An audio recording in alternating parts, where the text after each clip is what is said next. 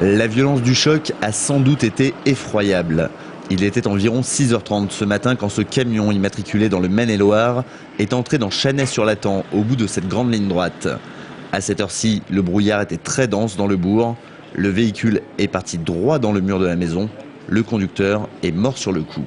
Les premiers moyens arrivés sur les lieux nous ont rapidement décrit la situation, qui était que le poids lourd est rentré complètement dans l'habitation et l'habitation menaçait de s'écrouler. Donc c'est pour ça que nous avons fait appel à des moyens spécialisés qui sont donc le sauvetage d'éblaiement pour réaliser un étaiement de l'habitation. La maison était heureusement inhabitée depuis près d'un an. Le propriétaire, arrivé sur les lieux une demi-heure après l'accident, ne semble qu'à moitié surpris. D'autres accidents moins graves s'étaient déjà produits ici. On est dans l'entrée du bourg assez vite. C'est vrai que de nuit, on ne voit pas que ça tourne vraiment important. Et il y a eu des voitures, une moto. Enfin, c'est la première fois qu'il y a un camion.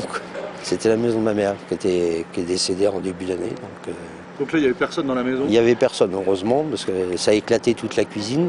L'accident a mobilisé 37 pompiers venus de Loches, Amboise et Tours, dont la cellule d'intervention chimique d'Indre-et-Loire, en raison d'une fuite d'hydrocarbures.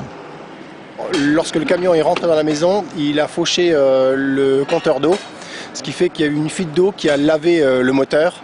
Donc on avait en fait un mélange d'eau et d'hydrocarbures qui partait dans le réseau d'eau pluviale. Et donc cette fuite venait de là. L'habitation menaçant toujours de s'écrouler après en avoir sorti le camion, le site a rapidement été sécurisé. À Chanay-sur-Latan, la situation est revenue à la normale aux environs de 13h30.